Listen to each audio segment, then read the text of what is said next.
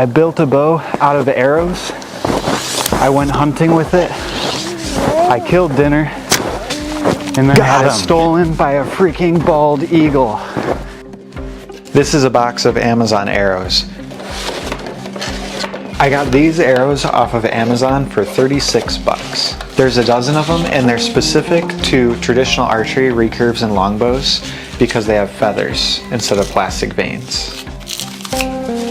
But what's important is that they're bendy. They're carbon fiber.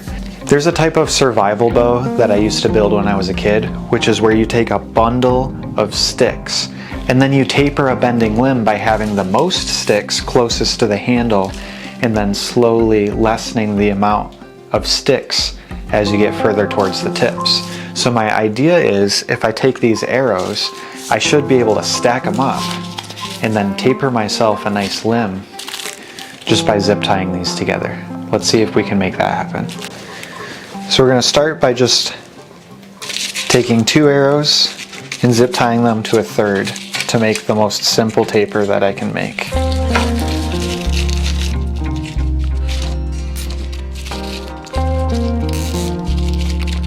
Now we've got 3 arrows, but it goes down to 2. So I want to make another arrow go the opposite way and overlap that in the center. And this should give me a nice test to see if this is actually going to work. Now that should be a decent top limb. Let's see if it bends. Yep. And I can adjust the tiller or the bend of this bow just by sliding them in and out. So if I don't want the tip to be that weak. Now I'm going to repeat this process and build another limb identical to this one. And I should just be able to attach them at the center, add some sort of handle and arrow rest. And then I'm thinking I should be able to put a string right through the actual nocks. I don't know if that'll be strong enough or not.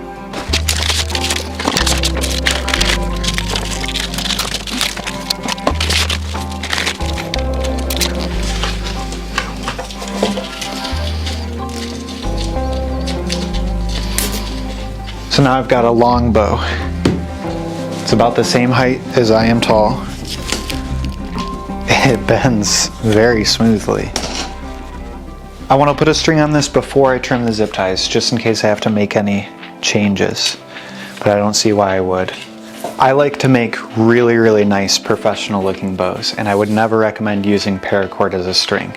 But for a project like this, so far I spent $36 on arrows. I still have 4 left, which means I only used 8 in the build. I think we're just going to use the cheapest possible bowstring that you can get away with and see if it shoots.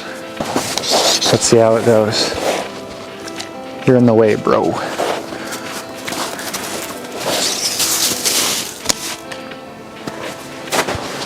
It shoots. We're lobbing arrows out there at that bear target.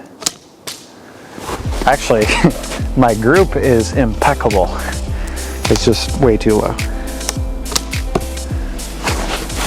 Wow, that's insane. Look at this group. What a great group. It shoots. It's a very light poundage bow. So like if you wanted to teach a baby or like your dog how to shoot a bow and arrow, you could fling some arrows around. But if we want to make this, if we want to be able to go hunting, which obviously is what I'm going to do with this, we're going to have to add the rest of these arrows to the bow, which means we're going to have to make some arrows.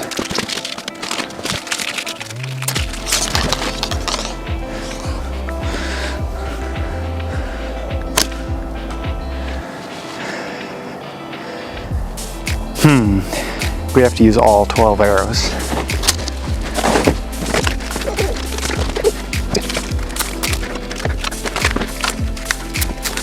Okay, all 12 of my carbon arrows are used in this bow now.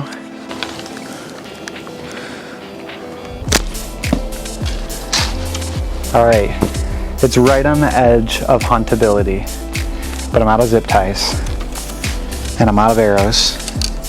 Now we need to build some nice wooden arrows. The first thing we need to do is put a knock in the end so we can put a string on it. The first tool I use is a little Japanese pole saw. And I use this to cut about a 1/2 inch deep slot into the end of the arrow. And it's very important to go perpendicular to the growth rings or the grain in this piece of wood. Then after that, I use this small flat file to widen out the notch. I've got a circular file, a little chainsaw sharpening file that I use to make the hole at the bottom of the notch bigger. For my fletchings, I'm using goose wings that my friend shot during duck season. I split the feathers and then cut them to length and then batched them in groups of 3 so that each arrow has roughly the same length fletchings. This is called a fletching jig, and it's got a magnet on it and something that holds the feathers. So all I'm going to do is I'm going to clip a feather into this little clip, put some super glue on it, and then line it up. The magnet makes that super duper easy. And then rotate it, work on the next fletching. And just repeat that process until I've fletched all 12 arrows with 3 fletchings each.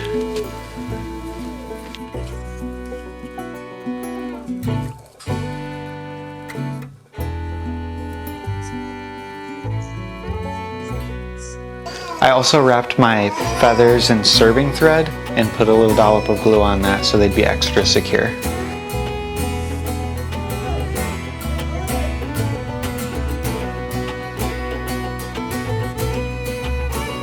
For small game hunting, my favorite type of arrow tip is a blunt point. And the easiest way I found to make blunt points is to take my spent .308 cartridges and just cut off the taper and fit them to the end of my arrow shaft. The reason I like blunt tips is because I don't actually want to penetrate the small game animals. I just want to hit them with a concussive force, which I think kills them a lot more efficiently.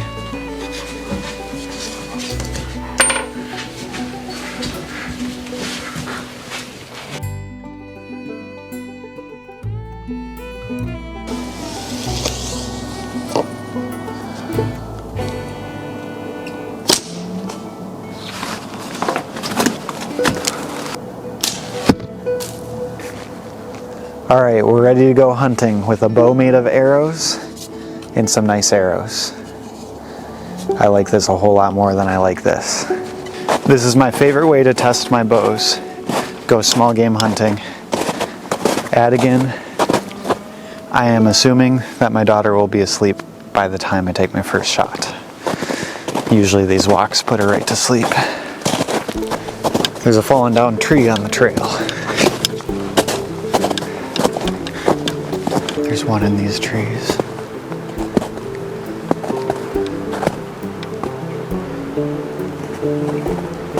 Oh, there's 2. They never sat still for me though.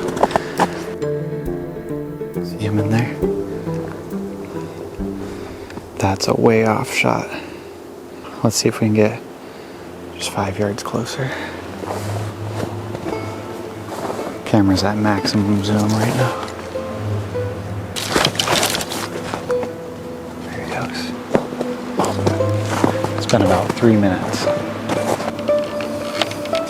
There's one. See his ears?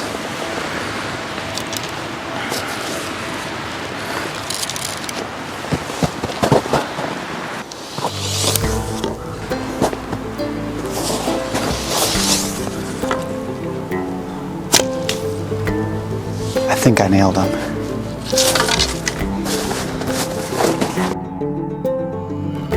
I must have just got stopped by the grass clump just in front of him. At least I didn't lose my arrow. Super hard to see. Right in the center of the screen you should see an eyeball. There's a snowshoe hare under that tree.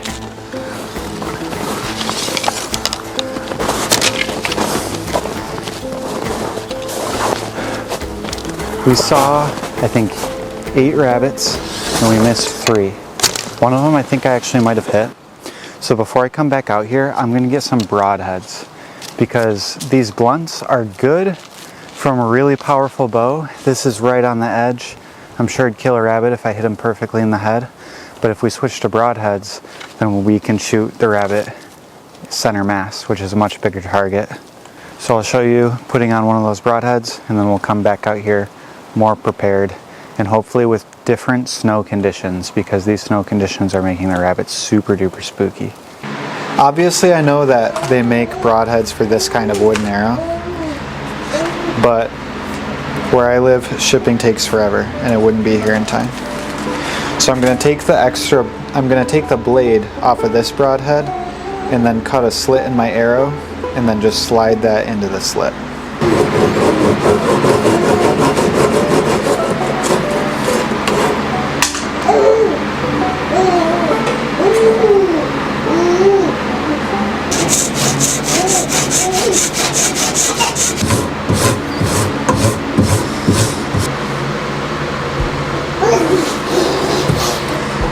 Try and push it in the hole.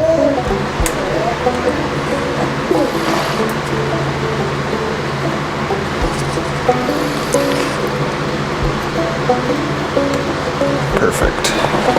I've returned to the deep dark wilderness with my daughter to go try and kill a rabbit with a bow made out of arrows. We got about 1 centimeter of snow last night, which I don't think is going to change a whole lot. But we've got broadheads this time, so if I hit one, it should die. Right away, I'm seeing a ton of tracks, and these tracks are less than 6 hours old because that snow hit after midnight this morning. One thing that I look forward to is when my daughter can point animals out that I don't see. Like having an extra set of eyes and somebody who enjoys hunting with me, I just think would be incredible. Good news and bad news. I've just laid eyes on my first snowshoe hare. The bad news is he's on a dead run. There's no possible way that rabbit is letting us get close. There we go. First rabbit that I think I can get a shot on.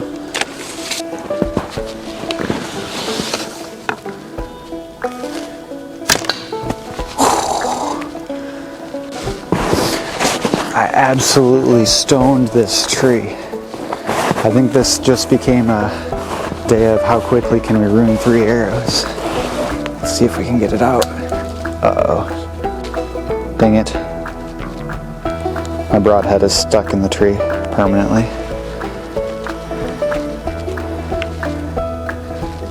One arrow down. We're about 3 minutes into our hunt. I've already ruined one of my 3 broadhead arrows.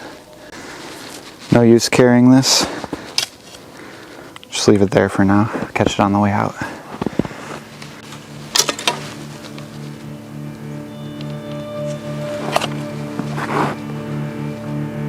Plain as day right there. Make a long shot. This is probably my last opportunity to get a rabbit today.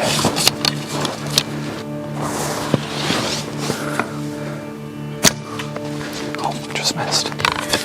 Just under.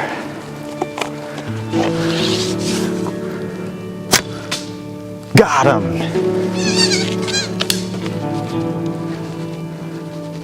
Alright, perfect heart shot.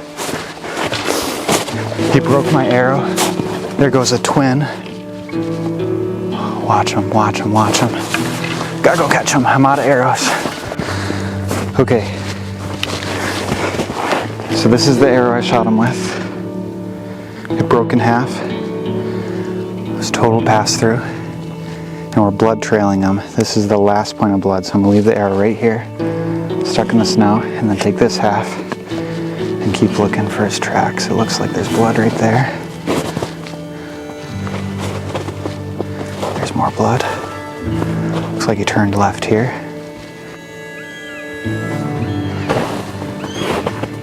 This is pretty easy to follow now. If it was a heart shot though, I'd be expecting a little bit more blood than that. I'm just gonna parallel it, try not to step on anything. There's a hawk in that tree. He's came to come try and find my dinner before I do. We gotta be getting close now. Looks like he doubled back around. Did a loop here. Oh, there he is! He's not dead yet. Guys, A freaking bald eagle stole my rabbit. You see him? He's trying to hop away with my rabbit. This turd. Fellas, that freaking bald eagle ran off with the front half of my rabbit. There's a raven on it too. This is insane. There's the back half of my rabbit. I guess we'll leave it for the eagle to come back because, you know, like liberty and everything. Freedom, bald eagles, justice. What a wild ride, friends. I built a bow out of arrows. I went hunting with it. I killed dinner and then had it stolen by a freaking bald eagle.